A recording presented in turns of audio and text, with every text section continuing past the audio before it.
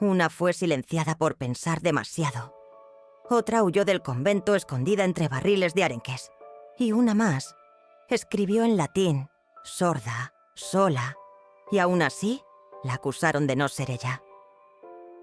Este no es un vídeo sobre santidad, es un vídeo sobre resistencia, sobre mujeres que escribieron cuando les dijeron que callaran, que pensaron cuando las querían sumisas y que escaparon cuando el hábito se convirtió en jaula. 6 monjas, 6 rebeldías históricas, 6 herejías gloriosas, tejidas con hilo de fe y fuego. ¿Creías que la monja guerrera era ficción? The Warrior Nun. Hermana, estas lo hicieron sin CGI, sin espadas y sin permiso de Roma. Irlanda, siglo XVIII. Si nacías católico y pobre, olvídate de todo. De leer, de escribir, de tener voz. El dominio británico lo tenía claro. Ni religión católica, ni educación para quienes la practicaban. Porque un pueblo analfabeto es un pueblo obediente.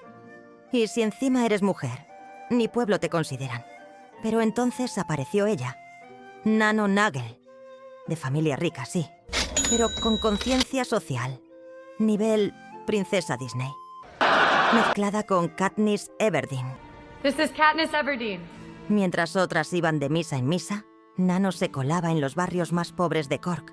Enseñaba a niños y niñas, en secreto, con una linterna escondida bajo el manto. Por eso la llamaban la Dama de la Linterna. ¿Te imaginas el riesgo? Enseñar a un niño católico era ilegal. Y ella fundó 7 escuelas clandestinas. Nivel Hogwarts, pero versión underground, sin varitas. I read about it in Hogwarts, a history. Y con muchísimo más peligro. Aunque después veremos otras señoras que están a su nivel, lo de Nano Nagel es tremendo. Porque una persona educada es una persona peligrosa. Cuando sabes leer, puedes escribir. Cuando escribes, puedes pensar. Y cuando piensas, puedes poner en jaque a todo un imperio. En 1775, Nano fundó su propia congregación. Sin permiso del clero, sin permiso del Estado, sin permiso de ningún señor con peluca. Hoy, su legado está en más de 20 países. Y lo que empezó como un acto de desobediencia, acabó como una revolución educativa. Porque Nano no esperó el milagro, lo fundó. La llamaron la 10ª musa, pero también la llamaron peligrosa, insolente y, cómo no, mujer. Sor Juana Inés de la Cruz escribió poesía, filosofía, ciencia y sátiras. Pero lo más escandaloso no fue lo que escribió, sino el simple hecho de atreverse a hacerlo. Siglo XVII. Nueva España, mestiza, ilegítima, autodidacta. Aprendió a leer a los 3 años, latín a los 5, náhuatl por gusto. No podía ir a la universidad, no quería casarse. ¿Solución? Se metió a monja, pero no para rezar, para leer, para estudiar, para escribir con fuego. En su primer convento ni le dejaban tocar los libros. Huyó. En el siguiente, montó su propio templo del conocimiento. 4000 libros, instrumentos, un laboratorio. Una biblioteca que parecía sacada de un crossover entre Bell y Marie Curie. Si esto te sorprende, luego hablaremos sobre otra monja intelectual, de carácter indómito. Su pluma era afilada, y cuando un obispo la criticó desde el anonimato, Sor Juana le respondió con una carta demoledora, firmada con ironía y rabia contenida. Querido señor obispo, soy mujer, soy lista, y me vas a aguantar. La presionaron hasta que renunció a escribir, pero lo que firmó decía, renuncio a mí misma. Y si te flipa esta historia tanto como a mí, estate atenta a lo que viene ahora. Siglo XI. Alemania. Una niña tiene visiones. No de TikToks ni de outfits para misa. Visiones místicas, intensas. Tan intensas que su familia la encierra en un convento. Literal. ¿Y sabes qué hizo? No se vino abajo. se volvió santa. Hildegarda de Bingen fue abadesa, mística, compositora, filósofa, botánica y médica. Una multipotencial medieval. Da para hacer una colección de Barbies, solo con muñecas de esta señora. Ya lo estoy viendo. Imagínate. Barbie Hildegarda, abadesa, Barbie Hildegarda médica, Barbie Hildegarda compositora, Barbie Hildegarda botánica, con sus accesorios medievales todos cookies y outfits, super fashion siglo XI style. Una fantasía. Mattel está perdiendo un buen negocio y las niñas una gran referente. Antes de LinkedIn, antes de los coaches, antes de que polímata sonara a insulto. Escribía tratados de medicina natural, canciones, visiones teológicas, textos sobre el cuerpo femenino. Y siempre los empezaba diciendo: esto no lo escribo yo, me lo dicta Dios. Porque si lo decía una mujer, era herejía. Pero si lo decía Dios a través de ella, ¿quién discutía? Así le escribía a papas, Habemus Papa. emperadores y obispos para regañarlos. Sí, como cuando tu madre te deja una nota pasivo-agresiva en la nevera, pero en latín. Hildegarda decía que las emociones reprimidas enfermaban. En el siglo XI, sin journaling, sin tarot, sin astrología lunar ni sesión con terapeuta. Y aún así, más woke que la mitad de los influencers de hoy. Fundó conventos, lideró comunidades. Fue canonizada siglos después, pero ya era leyenda desde el minuto 1. Vale. ¿Te suena eso de la mujer detrás del gran hombre? Pues prepárate para Catarina von Bora, la monja que dijo «hasta aquí» y se fugó del convento, en un carro de barriles.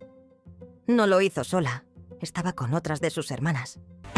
Descubre más adelante cómo una mujer decidida es capaz de hacer. Esta fuga fue tan legendaria que hoy sería una peli de Netflix con Florence Pugh, y yo la vería en bucle. Mientras tú esquivas a Lex en el súper, ella escapaba de la clausura escondida entre barriles. Y aún así, fue una win clarísima para la Reforma Protestante. Porque Catarina no solo fue la esposa de Martín Lutero, fue su gestora, su banquera, su editora. Y según los rumores más fiables, mi corazón y varios biógrafos, la única que le decía que se duchara. Montó y dirigió una casa que era convento, universidad, hospicio y restaurante a la vez. Gestionaba criados, estudiantes, enfermos, visitas diplomáticas y al propio Lutero. Todo con un nivel de eficiencia que haría temblar a Marie Kondo. Y por si fuera poco, fabricaba su propia cerveza. Sí, hermana, conventual, productiva y microcervecera. Una influencer del siglo XVI, sin Instagram, pero con lúpulo. Mientras Lutero soltaba tesis en la puerta de la iglesia, ella mantenía el hogar, el movimiento y el discurso en marcha sin montar drama. Spoiler, eso también es teología. Y como pasa tantas veces, la historia le puso el cartel de la mujer de... como si hubiera pasado su vida sirviendo sopa y rezando. Spoiler 2, no. Catarina fue la CEO no oficial de la Reforma Protestante. Y si hoy la historia empieza a reconocerla, es porque somos muchas señalándola con el dedo y diciendo, esa fue la crack. ¿Tú también eres la que sostiene todo sin que nadie lo note? ¿Te das al multitasking sin aplauso, sin estatua, sin beca? Este convento es sororo. Háznoslo saber poniendo un corazón en los comentarios. ¿Alguna vez has sentido tanto amor que te da taquicardia? Te dan ganas de escribirle a tu ex, hacerte un tatuaje nuevo y apuntarte clases de astrología lunar. Pues Teresa de Ávila te entiende y te gana, porque esta señora tenía visiones tan intensas que ni Bernini supo esculpirlas sin que pareciera ser otra cosa. Un ángel, una lanza, un corazón atravesado, un suspiro divino. Y sí, el resultado es uno de los éxtasis más intensos de la historia del arte. Literalmente, se llama el éxtasis de Santa Teresa. Y si no lo has visto, ahora te lo enseño. Impresiona, ¿eh? Teresa vivía en una conexión profunda con lo divino, pero eso no la hizo menos terrenal. Era una estratega nata, una mujer que oraba, sí, pero también escribía, fundaba, negociaba y desafiaba al sistema. Fundó 17 conventos, reformó la orden carmelita, se enfrentó a curas, nobles, al clero y hasta a la Inquisición.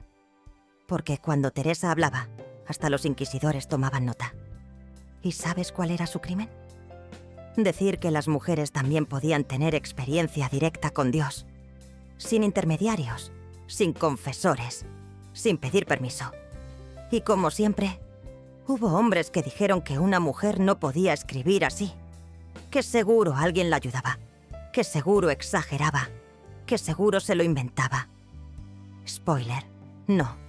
Teresa escribía desde el fuego, desde el alma, desde una convicción mística que desbordaba el papel.